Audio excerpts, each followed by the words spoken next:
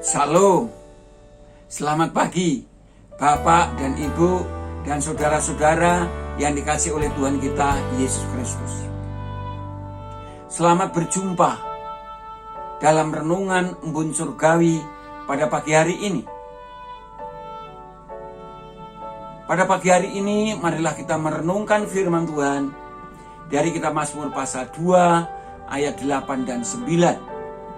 Saya memberikan tema renungan ini adalah Tuhan itu setia dengan janjinya. Bapak Ibu Saudara yang dikasihi oleh Tuhan kita Yesus Kristus, kita semua sudah tahu bahwa Mazmur pasal 2 adalah Mazmur mesianis. Artinya Mazmur yang menubuatkan akan kedatangan Kristus ke dalam dunia ini. Kemarin pagi kita sudah merenungkan bahwa Tuhan itu setia dengan janjinya karena Tuhan Allah Bapa akan membela Kristus yang akan datang di muka bumi itu. Dan itu sudah kita ketahui, kita renungkan kemarin.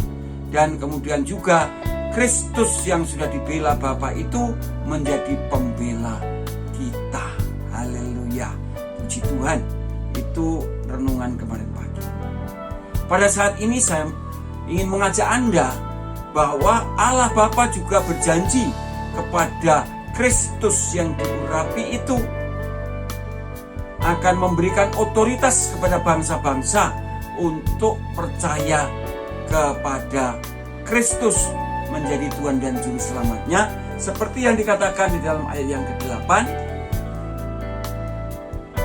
Allah Bapa berkata, "Mintalah kepadaku, maka bangsa-bangsa akan kuberikan kepadamu menjadi milik pusakaku, dan ujung bumi menjadi kepunyaan." Ini sungguh luar biasa. Tidak ada raja di seluruh dunia ini, raja-raja juga yang ditulis di dalam Alkitab, menerima janji untuk menjadi raja atas bangsa, suku bangsa di seluruh muka bumi ini. Dengan cara berdoa, meminta. Dan itu janjinya Tuhan. Itu sebabnya janji ini kemudian digenapi di dalam Kristus Yesus. Yang kita tahu di dalam Kristus Yesus, Yesus mengatakan kepada murid-muridnya sebelum dia naik ke surga, "Kepadaku telah diberikan segala kuasa di surga dan di bumi." Matius 28 ayat 19.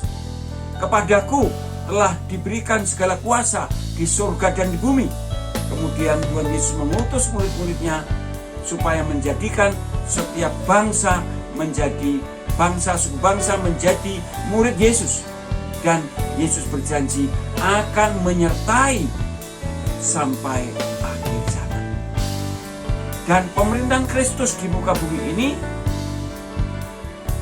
sudah mulai nyata sejak zaman Kisah Para Rasul di hari Pentakosta, Kisah pasal 2. Di sana diceritakan bahwa ada kurang lebih 14 bangsa suku bangsa yang berkumpul di hari Pentakosta pada saat itu, dan di antara mereka ada 3.000 orang yang percaya Yesus, dan kemudian menjadi 5.000 dan seterusnya akhirnya sampai ke ujung bumi seperti sekarang ini.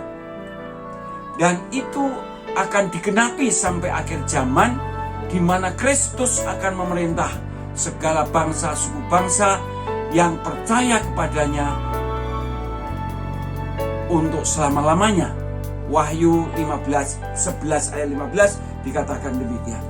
Lalu malaikat yang ketujuh meniup sangkakalanya, dan terdengarlah suara-suara nyaring di dalam surga. Katanya, "Pemerintahan atas dunia dipegang oleh Tuhan kita, dan Dia yang diurapinya, dan Ia akan memerintah sebagai Raja sampai selama-lamanya."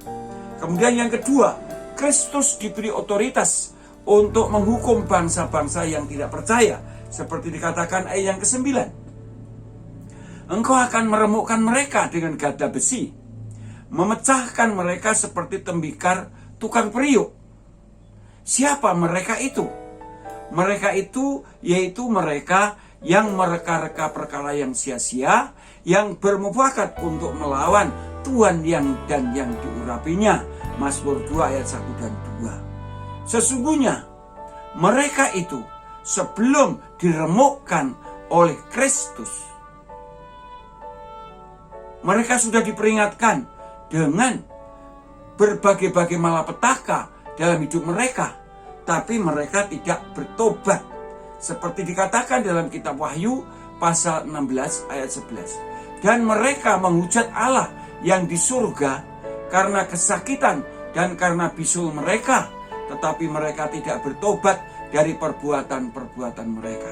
Jadi sampai sekarang dan seterusnya, sesungguhnya Allah telah memberikan malapetaka kepada dunia ini dengan harapan mereka supaya bertobat, tapi tidak seperti sekarang. Apakah dengan corona ini banyak orang bertobat? Orang yang tidak setia menjadi setia? Orang yang Kristen KTP menjadi tidak Kristen KTP? Belum tentu, saudara. Karena janji Allah itu pasti digenapi. Allah setia dengan janjinya. Oleh sebab itu peganglah janji Tuhan seperti yang dikatakan oleh Tuhan Yesus dalam kitab Wahyu pasal 14 ayat 12. Yang terpenting di sini ialah ketekunan orang-orang kudus yang menuruti Allah dan iman kepada Kristus. Jadi apapun yang terjadi dalam kehidupan kita, apapun yang terjadi di seluruh dunia ini, saya dan saudara, yang terpenting adalah tekun di dalam Kristus, tekun menuruti perintah-perintah Kristus, sehingga Kristus sungguh-sungguh melindungi, menguasai, tetap memberkati saya dan saudara. Amin. Biarlah firman Tuhan menjadi berkat bagi kita sekalian. Selamat pagi, selamat berkarya. Tuhan beserta kita dan memberkati kita senantiasa.